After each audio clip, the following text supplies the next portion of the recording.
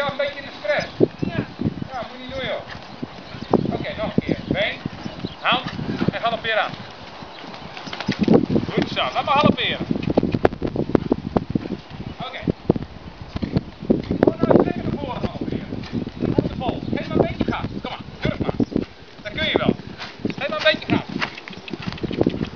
Ja, nog een klein beetje erbij. Ja, goed.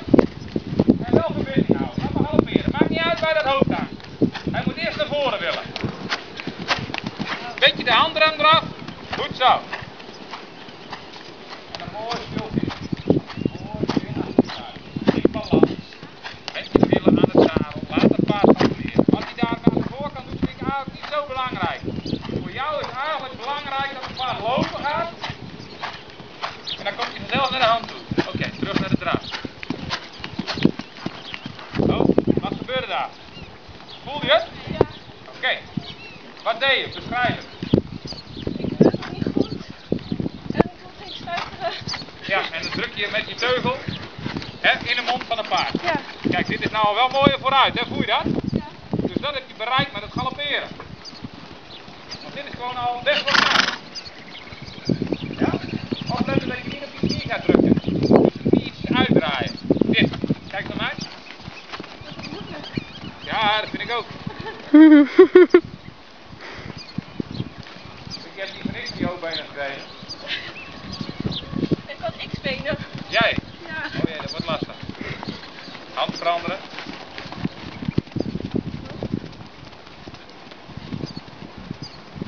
En zorg nou eens dat je tussendoor nog een klein beetje gas geeft. Dat het iets blijer naar voren loopt. Snap je wat ik bedoel? Ja.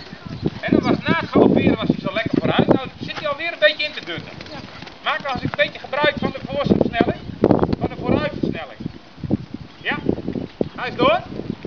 Ga hier eens in door. Hou je handen stil. Kijk, kijk. Goed zo. Oké. Een beetje langzamer weer.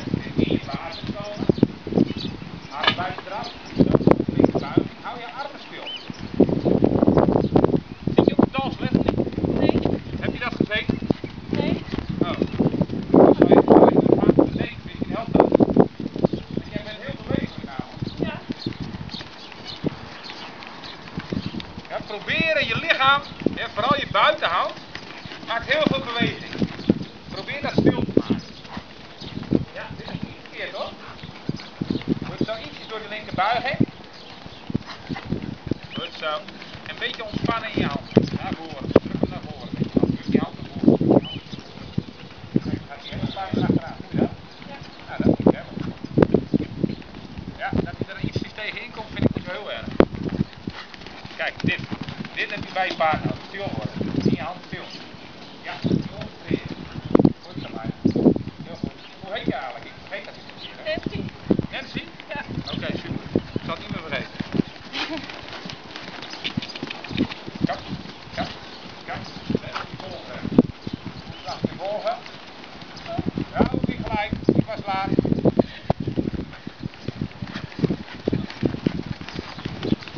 Goed, Nancy. Je bent al wat stiller in je been, hè? En hij loopt al wat meer naar voren. Als jij dat wil. Goed zo.